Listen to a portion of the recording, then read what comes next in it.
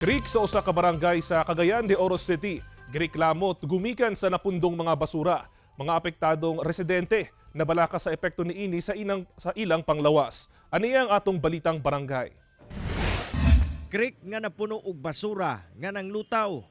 Kini ang sitwasyon sa Barangay 24 sa Cagayan de Oro City nga nakaapekto sa gatusan ka mga residente nga nagpuyo duol sa maong creek. Sigon sa mga residente sa lugar, nga dakong perwisyo ang hatod niini sa ilang pagpanginabuhi. Labi pa nga tungod sa napundong basura, mas nanaghansab kuno ang lamok sa lugar. Gawas sa problema sa kabaho niining creek, gidungagan pa sa mga nagbarang basura dinia sa kanal. Problema sa mga residente ang kataas sa tubig baha dinhiya, hilabi na kung mag-ulan. Sanglit kining gitindugan ako karon nga pathway mapuno sa tubig baha. Tungod sa maong basura, gikabalakan sa mga residente ang posibleng epekto niini sa ilang panlawas. Buot sab iklaro sa mga residente nga among mga basura dili gikan sa ilaha, apan gikan sa ubang lugar. Sanglit catch basin ang ilang creek, una moabot sa mas dakong mga creek. Ang kuan lang ang among dalan kay ang problema gid mo diri basta mag-ulan lang gid kay magbaha.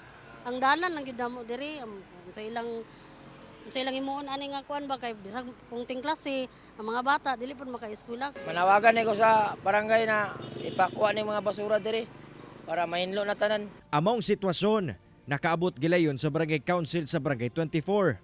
Matod nila, hinay-hinay na kunong giasikaso ang maong problema. Sanglit na sayod sila sa mga posibleng kadaot nga hatod niini sa mga residente sa palibot. Nangayo gilayon og tabang ang barangay sa City Engineer's Office kung asa nagpadala gilayon kini og backhoe nga manglimpyo sa mga basura sa creek. Apan sa kadaghan, dili gilayon kini matanggal. Matod sa barangay nga usasab kuno sa mga rason sa pagbara sa basura ang ginahimong construction sa unahang bahin sa creek. Ilang man kung gisirad-an ang gitambakan man gud nila ang porsyon ani nga drainage dito sa Tumoy. Gamay na lang gyud kayo ang isik gyud sa tubig nga moagi.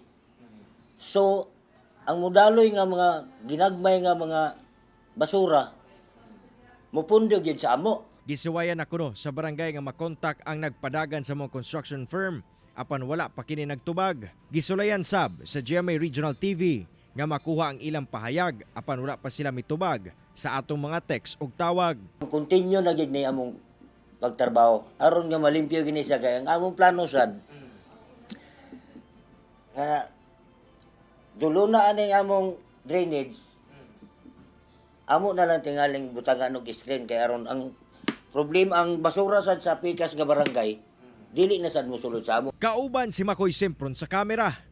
Ako si Cyril Chavez para sa At Home with GMA Regional TV.